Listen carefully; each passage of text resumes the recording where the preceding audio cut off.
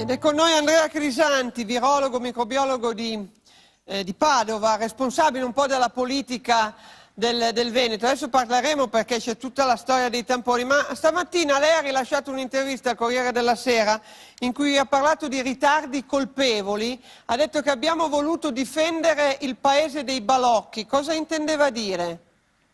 Beh, diciamo questa società irresponsabile, particolarmente attaccata ai beni di consumo, incapace di riflettere su se stessa e sulle minacce che le Cioè incombono. dovevamo essere più veloci, dovevamo essere più rapidi? Dovevamo essere più responsabili, penso. Ci sono stati numerosi campanelli, anzi io direi più che campanelli, direi sirene di allarme, che sono state ignorate per favorire un benessere, un'economia che era il valore assoluto. Io mi ricordo con orrore quei 10 giorni in cui tutti hanno fatto a gara per minimizzare, per cercare in qualche modo di Dire ripartire a una avanti, andate, bevete gli aperitivi, eccetera. in piazza, tutte cose che hanno aiutato il virus. Certo. Ecco, io Dottore, le penso faccio sentire un medico, sono solo pochi secondi, di un medico, di Lucherini, Fabrizio Lucherini.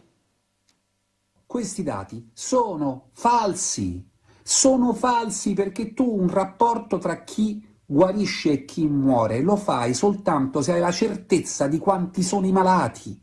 Se tu non fai i tamponi a tutti, non puoi sapere chi muore e chi campa esattamente percentualmente quant'è. È evidente che se tu fai tamponi soltanto a questi poveri disgraziati morti, perché la mia storia di sintomatico, di medico a contatto, eccetera, te lo dimostra, di me non sa nessuno. Io non rientro nei numeri e probabilmente sono un contagiato. Per cui cazzo i numeri non sono questi. Non vi fate abbindolare. Cerchiamo di chiarire, dottore, perché noi il dato certo che sappiamo è quanti sono i morti e abbiamo una mortalità in Italia, tutti dicono è molto elevata, no? Però se noi sappiamo che i morti sono 1 su 10 contagiati, la mortalità è del 10%.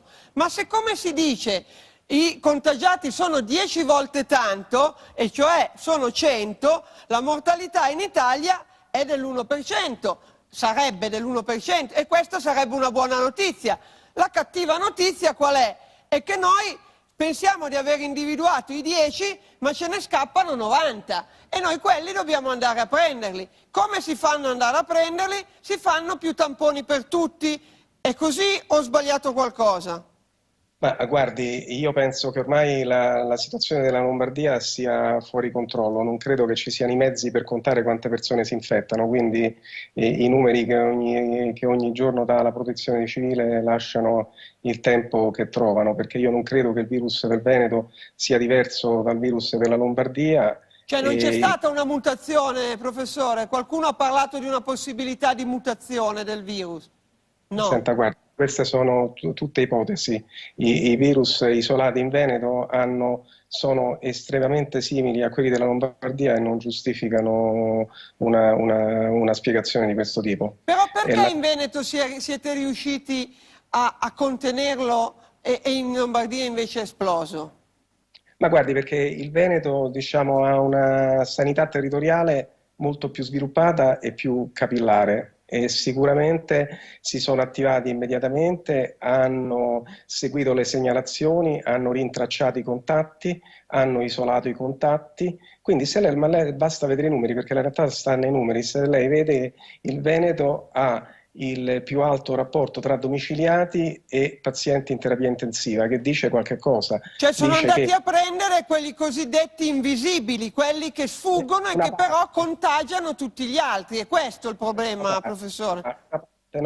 Diciamo una parte, diciamo anche in Veneto c'è molto da fare, perché sia ben chiaro, lo studio di Vo ci ha insegnato tantissime cose, ci ha insegnato che c'è un 45% di positivi che sono asintomatici. Quindi che non danno segnali, quindi sono completamente invisibili queste persone, quindi.